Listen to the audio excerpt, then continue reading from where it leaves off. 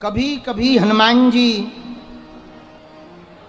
अपने भक्तों की महिमा बढ़ाने के लिए बड़ी विचित्र विचित्र लीलाएं करते हैं। हनुमान जी की एक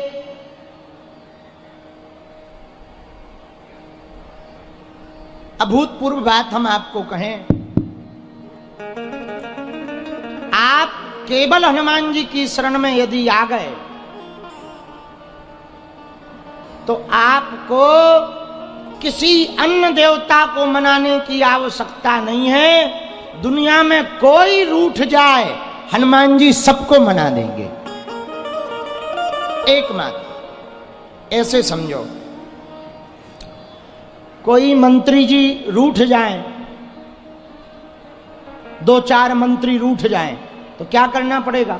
जाना पड़ेगा, मनाना पड़ेगा। बोलो हाँ या ना? बोलो। अलग अलग जाओगे, हम मानेंगे नहीं मानेंगे कोई ठिकाना थोड़ी है। उल्टा सीधा भी कहेंगे, बातें भी सुनाएंगे, गालियां भी बकेंगे। जो आपने उपद्रव किया होगा उस आधार पर भी आपको उल्टा सीधा कहेंगे। बोलो हाँ या ना? बोलो। लेकिन यदि मुख्यमंत्री जी को ही मना लिया जाए कि अब ये तो गड़बड़ा गए, आप संभाल दो, तो आपको अलग अलग मंत्रियों के पास जाने की आवश्यकता। मुख्यमंत्री जी सबको अपने आवास पे बुला के कह देंगे, हाँ भाई सब सिस्टम ठीक करना, आज से सब रहने दो, सबसे सामान्य रहने दो, ये हमारा भाई है, ये हमारा चेला है। तो फिर सब ठीक हो जाएगा कि नहीं हो जाएगा? अब दूसरी बात इसी में, मान लो मुख्यमंत्री ही नाराज हो जाए तो दो रास्ता है, या तो मुख्यमंत्री को मनाओ, पर दो चार मुख्यमंत्री नाराज हो जाएं तो अलग अलग अपॉइंटमेंट लो, अलग अलग प्रदेश में जाओ, मनाओ, और मानेंगे कि नहीं मानेंगे कोई ठिकाना नहीं। लेकिन यदि प्रधानमंत्री को अपना बना लिया तो मुख्यमंत्री सब अपने मान जाएंगे।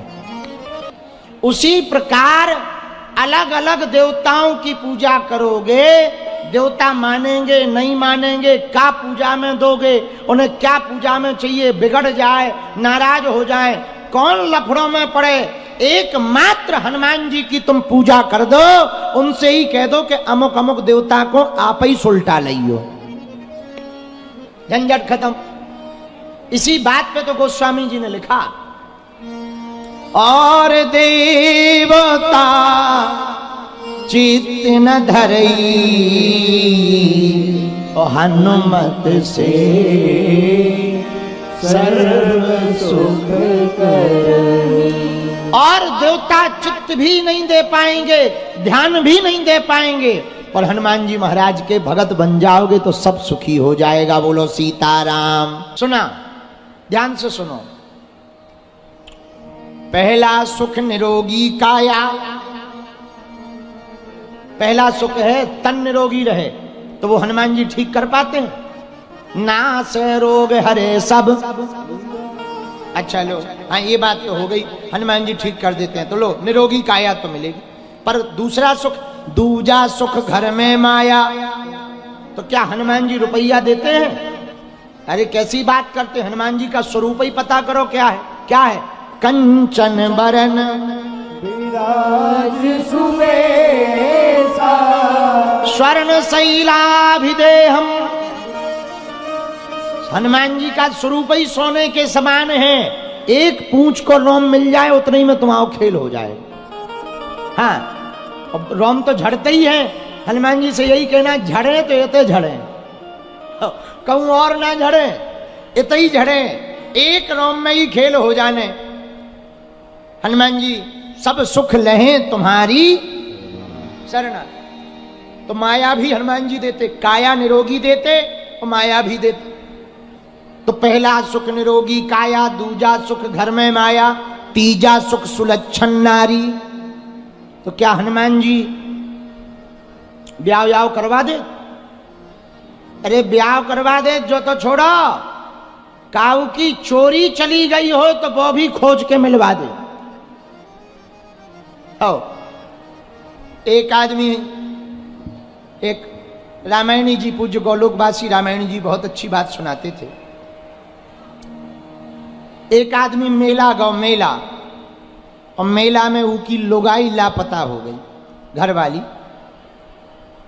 बड़ो हैरान, हमारी मुन्नी बाई लापता हो गई। ए मुन्नी बाई, लगा रोने। मुन्नी बाई चली गई। अब मेला में भीड़ बहुत थी तो नायमाय हो गई। तो किसी ने कहा रोने से काम नहीं चलेगा, सामने मंदिर है, मंदिर में भगवान से प्रार्थना करो, हो सकता मिल जाए। मंदिर की तरफ गया, लड्डुओं का डब्बा लिया, 500 रुपया लिया। राम जी का मंदिर था, हनुमान जी का था। सोचा राम जी बड़े हैं, राम जी के सामने हाथ जोड़ के खड़ा हो गया। श्री रामचंद्र कृपालु भजमन हरणो भव भय दारुणम नव कंजलोचन कंज मुख करी कंज पद कंजारुणम। हे राम जी, प्रार्थना करने ही वाला था, तब तक पुजारी जी जो हनुमान जी के मंदिर के पुजारी थे, उनकी नजर पड़ी। 500 का नोट, 1 किलो लड्डू, घी के लड्डू। सोई पुजारी जी नीचे आए, धक्का दे के बोले, क्या बात है भगत जी, क्यों रो रहे हो? अरे बोले महाराज क्या बताएं, हम तो परेशान हैं। आज हम और हमारी लुगाई घरवाली मुन्नी बाई मेला देखने आई थी, अब वो मिल नहीं रही, लापता हो गई। भगवान से प्रार्थना करने आए हैं। पुजारी जी कान में बोले, गलत जगह आ गए। क्यों? बोले इनकी खुद लापता हो गई थी, जिनके सामने तुम खड़े हो इनकी खुद लापता हो गई थी। बोले किनकी? अरे बोले राम जी की। बोले जिनने मिलवाई है उन लो चलो। बोले किसके पास? बोले हनुमान जी महाराज के पास। विनोद की बात है, पर इसी बात से यदि जोड़ी जाए तो सही है। पहला सुख निरोगी काया, दूजा सुख घर में माया, तीजा सुख सुलक्षण नारी। हनुमान जी की कृपा से बुद्धि ठीक होती है। क्यों? बुद्धिमताम वरिष्ठम, बुद्धि के मालिक हैं, तो बुद्धि ठीक करने वाले हैं हनुमान जी। एक बात और, हनुमान जी अपने भक्तों की महिमा बनाने के लिए कोई ना कोई लीला करते हैं। छत्तीसगढ़ में एक जिला है सरगुजा, कौन कौन जानता है? हाथ नीचे कर लो। सरगुजा जिले में हनुमान जी ने 70-80 साल पहले एक बड़ी लीला की, बहुत विचित्र लीला की।